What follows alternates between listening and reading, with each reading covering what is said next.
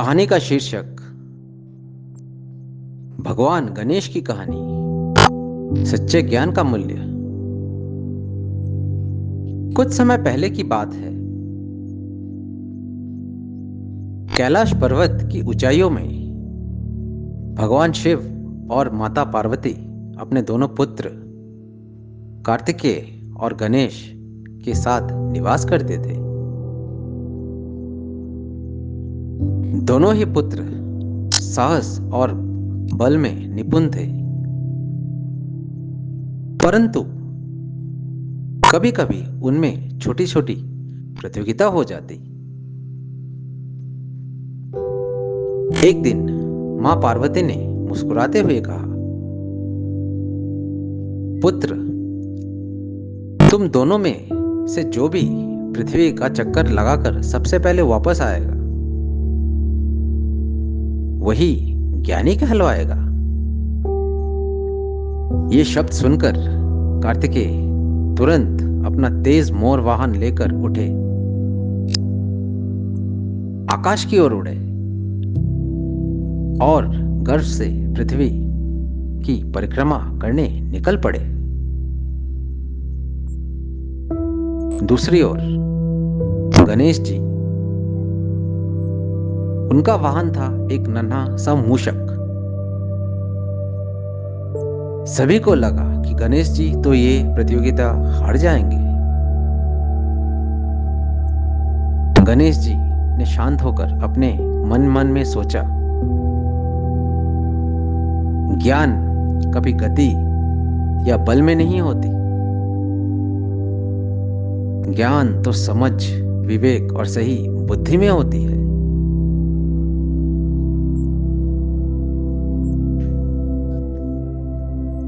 तभी उन्होंने अपनी आंखों को बंद किया, थोड़ा सोचा, फिर धीरे धीरे मां पार्वती और पिता महादेव के चरणों की परिक्रमा करने लगे।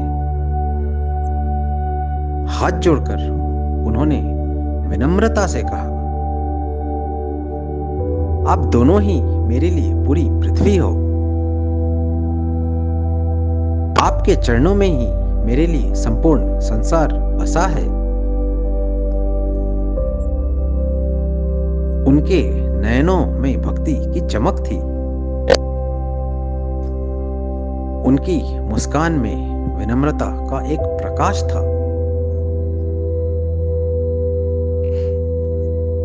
कुछ समय बाद कार्तिकेय वापस आए।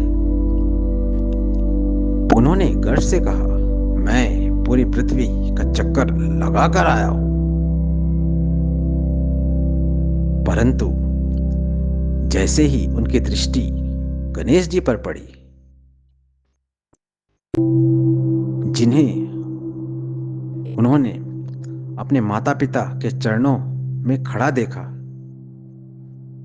वो आश्चर्यचकित रह गए। माता पार्वती मुस्कुराकर बोली,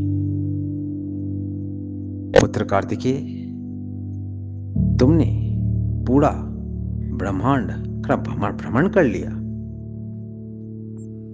परंतु तुम्हारे भाई गणेश ने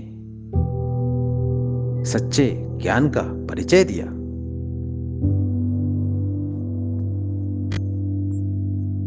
भगवान शिव ने गणेश जी के मस्तक पर हाथ रखकर कहा, हे पुत्र, आज से तुम विघ्नहर्ता और बुद्धि के देवता कहलाओगे।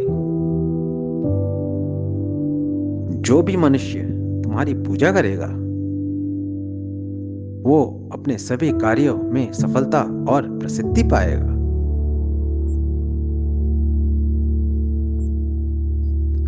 ये सुनकर कार्तिकेय विनम्रता से नतमस्तक हुए और गणेश जी के चरणों में जाकर बोले, भाई, मैंने समझा कि बल और गति सब व्यर्थ है अगर उसमें सच्ची भक्ति और बुद्धि का संगम ना हो।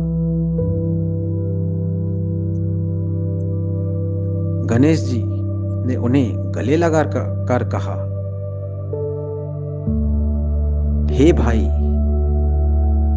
सच्चा ज्ञान वही है जो हमें विनम्र बनाता है, जो हमें परिवार का महत्व समझाता है।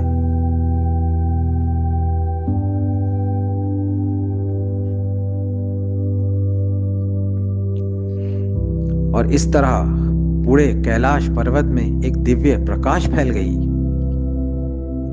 देवताएं आनंदित हो उठे और वहां मौजूद सभी ने गणेश जी की महिमा का गुणगान गाया। सो हे फ्रेंड्स, ये थी कहानी गणेश की।